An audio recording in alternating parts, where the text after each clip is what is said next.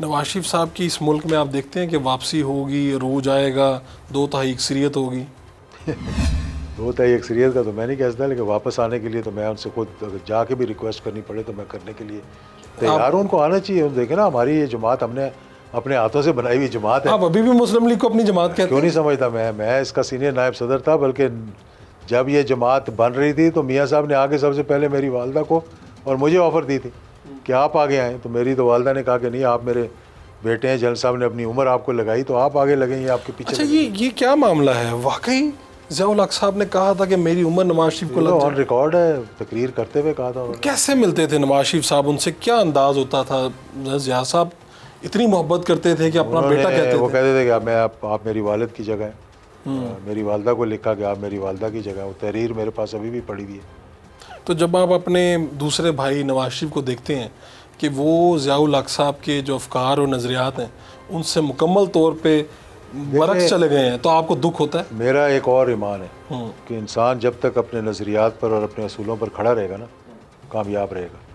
जिस दिन नवाज शरीफ ने मोहतरमा के साथ मिलकर चार्टर और डेमोक्रेसी किया, मैंने उस दिन कह दिया था, और ऐसे लोग मौजूद हैं, मैं कहा अब इसका अरूज देख चुका है, अब ये मामलात इसके ख़राबी की तरफ जाएंगे। क्यों कि इधर ये चार्टर और डेमोक्रेसी साइन कर रहा था, अभी स्याही नहीं सूखी थी, उधर बेनज़ीर अबू धाबी में जनरल परवेज़ मुशर्रफ के साथ बैठकर NRO ले रही। ज़िया-उल हक साहब से भी लोग इसी तरह मिला करते थे, क्योंकि वो तो बड़े पावरफुल थे, 11 साल इक़्तिदार में रहे। कौन कौन से सियासतदान थे जो उनसे मिलना चाहते थे? बड़ी लिजाजत से, खुशामद से मिला करते थे? कौन कौन से सियासतदान थे जो उनसे नहीं मिलना चाहते थे? ये क्या, उनकी तो आजिज़ी इनकिसारी मशहूर है। वो तो जाके गाड़ी के दरवाजे खोलते थे, वो साइकिल पे सवार होकर कभी चले जाते थे।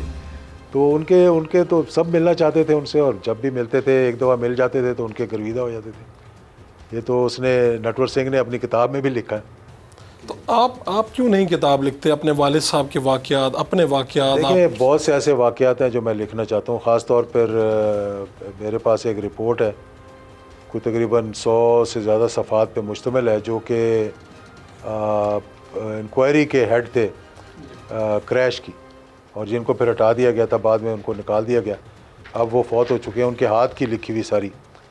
और ऐसी बहुत से वाक़यात हैं जो मैंने 1988 से पहले के भी, 1988 के बाद के भी, जो मैं चाहता हूँ कि मैं उनको तहरीर में लेकर आऊँ ताकि लोगों को पता लगे तारीख़ का। तो इंशाल्लाह थोड़ा थोड़ा काम कर रहा हूँ उस पर। आपके जो साथ लोग रहे होते हैं काबीना में, दोस्त, वो कभी कभी ऐसी सख्त बातें कर जाते हैं। ख्वाजा आसिफ साहब ने कहा कि नवाज शरीफ साहब आपकी फैमिली मेम्बर्स का इलाज करवाते रहे, आपको बहुत बुरा लगा। ये वाकई बात दुरुस्त है? देखें, ख्वाजा आसिफ के वालिद साहब के साथ मेरे वालिद के बहुत अच्छे ताल्लुक जी। ख्वाजा आसिफ को मैं उस वक्त से जानता हूँ जब ये बैंक में थे, मैं भी बैंक में था। ठीक है।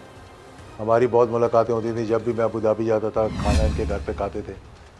पहली मर्तबा इनके बेटे को, जो अब माशाल्लाह जवान हो चुका है, गोद में उठाकर हम एयरपोर्ट पर लेकर गए जब जनरल ज़िया आ रहे थे अबू धाबी, और इनकी ख्वाहिश पे मैं लेकर गया था। इनके बेटे को मलवाया और जनरल साहब ने उसको गोद में उठा के तस्वीर खींची।